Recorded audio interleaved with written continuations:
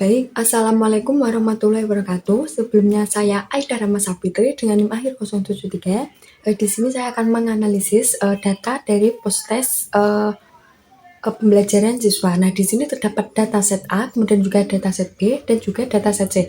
Di mana ini terdapat perbedaan pada masing-masing datanya. Nah, mungkin kita langsung bisa saja kita mendemokan dengan aplikasi SPSS. Nah, di sini saya langsung menampilkan data yang dimana saya salin dari Excel, kemudian saya taruh ke SPSS.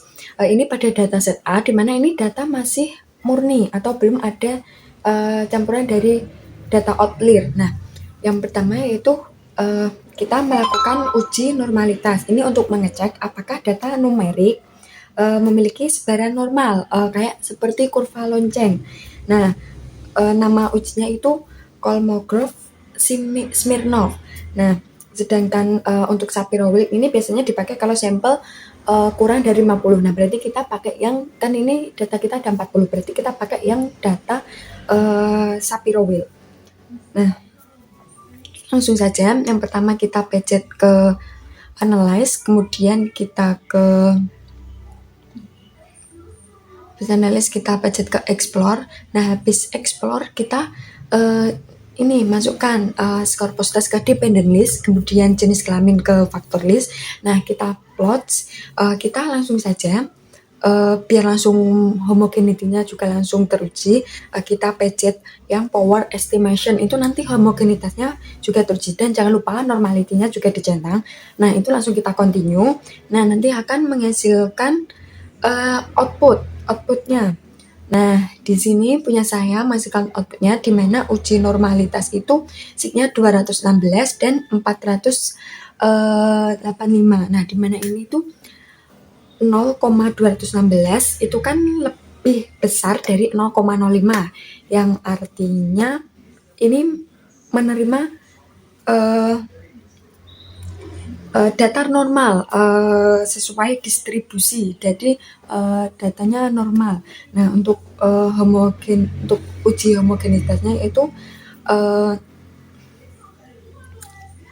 0,683. Nah, ini kan juga lebih besar dari 0,05, yang artinya juga data tersebut homogen. Nah, karena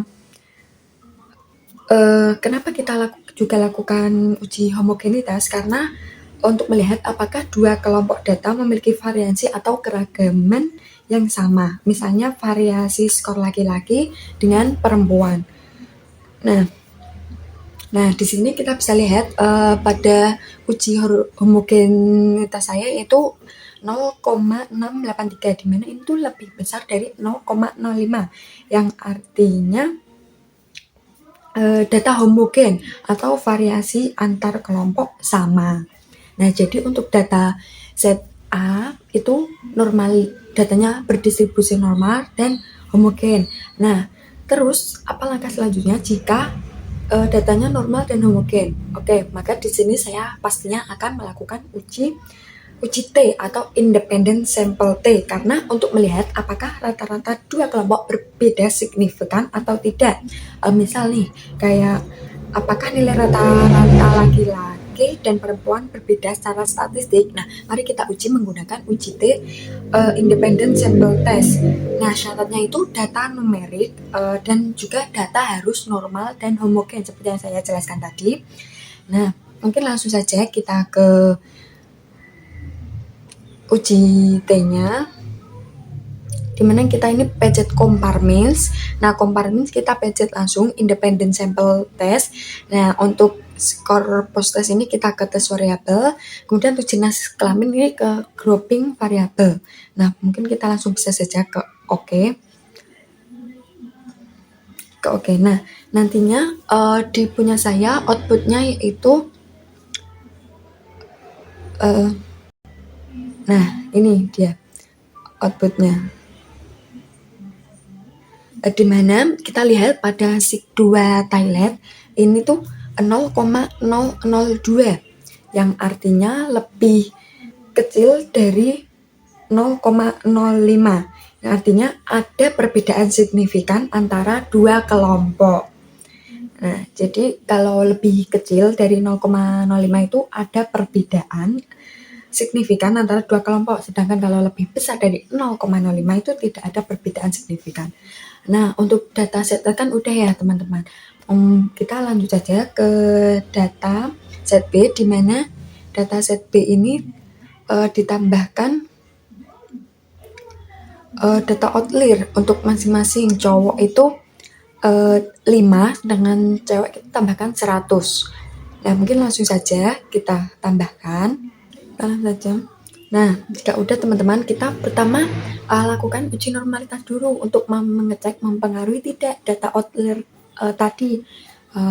Jadi kita normalitas dulu, langkah-langkahnya seperti yang pertama, kita ke analyze, kemudian ke explore, kemudian kita langsung saja ke plots, normality dan homogenitas, kita aux. Nah, di sini bentar, hasil saya yaitu nah, bisa dilihat teman-teman, pada dataset B ketika diuji normality itu hasilnya 0,05 yang artinya itu lebih kecil dari 0, hasilnya itu berupa lebih kecil dari 0,01 dan juga 0,05. Nah, ini tuh artinya kan lebih, berarti kan artinya lebih kecil ya dari 0,5 tadi. Nah, kan seperti yang saya bilang tadi, kalau datanya lebih kecil dari 0,5 tadi kan artinya data tidak normal. Nah, berarti ini datanya tidak normal, sedangkan untuk uji homogenitasnya yaitu 0,501, yang artinya ini lebih besar dari 0,05 ya. Nah, karena lebih besar berarti artinya homogen. Akan tetapi karena pada uji normalitasnya itu lebih kecil atau tidak normal, datanya tidak berdistribusi normal, maka yang kita lakukan itu uji non parametrik, uji Mann-Whitney. Nah, ini tuh untuk membandingkan dua kelompok jika data tidak normal atau tidak. Jika data tidak normal, ini pengganti uji T ketika syarat normalitas tidak terpenuhi. Nah, bisa kita lihat sendiri. Mungkin langsung saja saya pencet ke analyze, kemudian kita ke non parametric test, kemudian kita ke legacy dialog, kemudian kita ke two independent sample. Nah, nanti kita corpus testnya kita masukin ke tes variable list, kemudian untuk jenis klaimnya kita masukin ke grouping variable. Nah, jangan lupa ini Mann-Whitney U-nya dicentang ya teman-teman. Kita langsung oke saja. Nah, nanti akan menghasilkan output. Kita tunggu sebentar outputnya.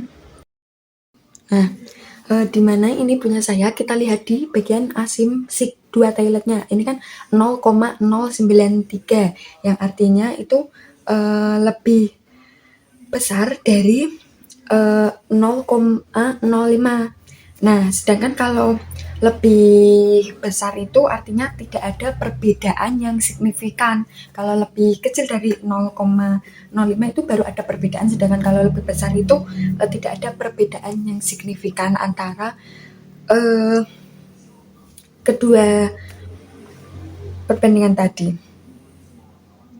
Nah, yang artinya kita dapat simpulkan bahwa data outlier tadi itu mempengaruhi pada data yang semula, data yang sebelumnya normal dan homogen. Nah, mungkin kita langsung saja ke data set C. Nah, ini data set C itu kita akan mengkategorikan dengan nilai di bawah 50 itu rendah, sedangkan 50 sampai 75 itu sedang, nah 75 ke atas itu tinggi. Nah, kita kategorikan. Untuk agar bisa teks itu kita ke string dulu ya teman-teman.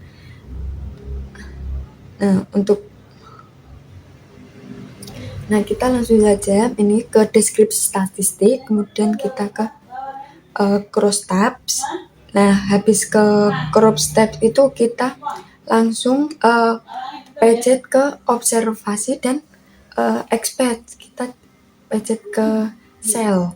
Nah, mungkin kita langsung saja ke continue. Nah, mungkin kita langsung bisa lihat saja ke continue. Nanti akan muncul hasil di mana punya saya itu hasilnya yaitu 0,058 yang artinya itu lebih besar dari 0,05 yang artinya tidak ada hubungan yang signifikan antara kedua kelompok tadi. Sedangkan kalau kurang dari 0,05 itu baru ada hubungan. Nah, sedangkan punya saya kan 0,08 yang artinya lebih besar dari 0,05. Nah, artinya tidak ada hubungan yang signifikan. Nah, setelah membandingkan dari ketiga dataset A, B, dan C, mungkin saya juga akan menjelaskan mengenai kelebihan dan keterbatasan analisis masing-masing dataset. Di mana dataset A ini kelebihannya itu menggunakan uji T parametrik ini lebih kuat jika syarat terpenuhi atau data bersih. Sedangkan keterbatasannya itu rentan jika nanti datanya berubah, misalnya ada outlier baru. Nah, untuk yang data P itu menggunakan uji non parametrik yang aman dari outlier. Sedangkan keterbatasannya itu hasil bisa bias karena outlier ekstrim seperti yang tadi pada dataset P saya kan hasilnya tidak hasilnya bias karena ada outlier yang ekstrim tadi. Nah, untuk dataset C itu mudah dipahami karena datanya kategorikal, sudah dikategorikan ke sedang, rendah, dan tinggi tadi. Nah, kemudian juga untuk kekurangannya itu kehilangan informasi detail dari skor aslinya. Uji skor ini sensitif ke jumlah data.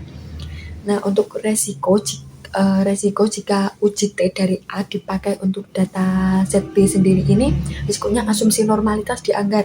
Maksudnya kayak uji T mengasumsikan data normal. Jika data P tidak normal atau karena outlier, hasil uji T bisa menyesatkan. Sedangkan jika kemudian untuk resiko yang kedua yaitu hasil tidak valid.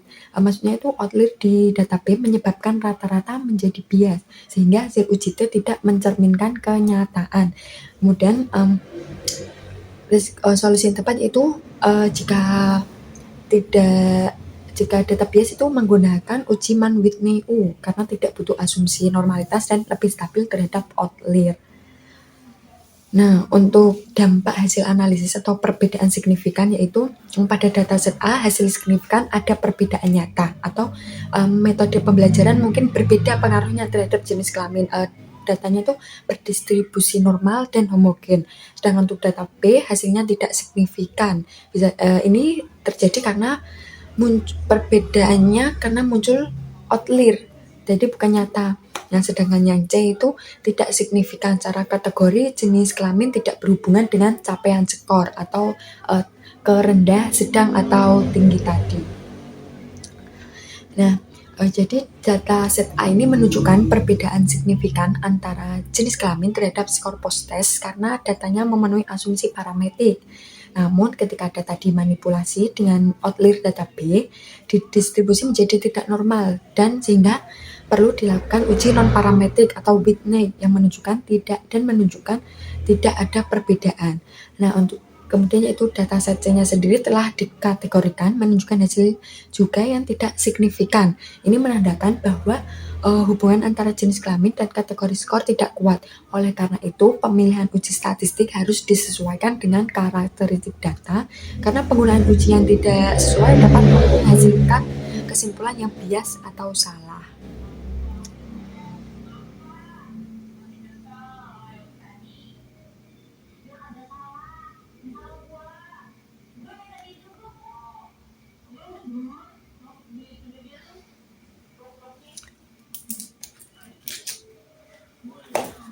Nah, mungkin sekian penjelasan dari saya. Saya mohon maaf bila masih terdapat banyak kekurangan dan saya menyadari penuh karena di sini saya juga masih belajar. Kurang lebihnya saya mengucapkan mohon maaf dan terima kasih. Wassalamualaikum warahmatullahi wabarakatuh.